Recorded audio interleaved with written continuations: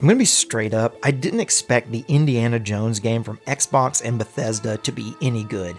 I mean, it's a licensed game based on a big Disney-owned IP.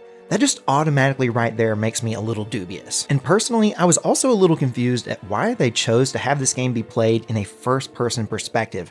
I couldn't imagine playing similar games like Uncharted or Tomb Raider in anything but third person. I don't know, I just had reservations. If you're new around here, welcome to Gaming Gig. I review video games and let you know if they're worth your time, so follow for more. I played Indiana Jones and the Great Circle through PC Game Pass via a review code from Xbox.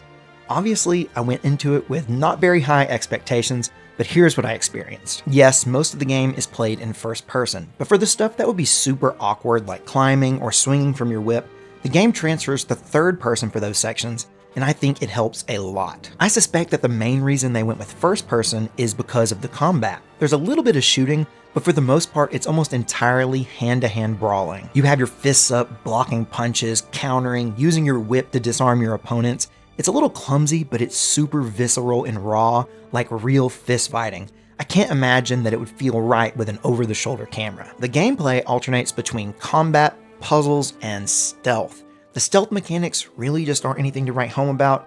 It's pretty easy to cheese, and the enemy AI is terrible. But at least you don't have to start over these sections if you fail. If you mess up, you just have to try to fight your way through the enemies. The puzzles range from super easy to only slightly challenging. Luckily, they're all varied and fun to figure out. You never have to do the same thing twice, and to me, that's the most important part of video game puzzles like this. I was worried about the story, but luckily this isn't just some cash-grabby generic plot. It's a legit, entertaining mystery that's worthy of the Indiana Jones name. You're taken to multiple iconic locations across the world, and all the environments look really good. On top of that, all the characters are really well acted. Troy Baker's portrayal of Indiana Jones is actually amazing.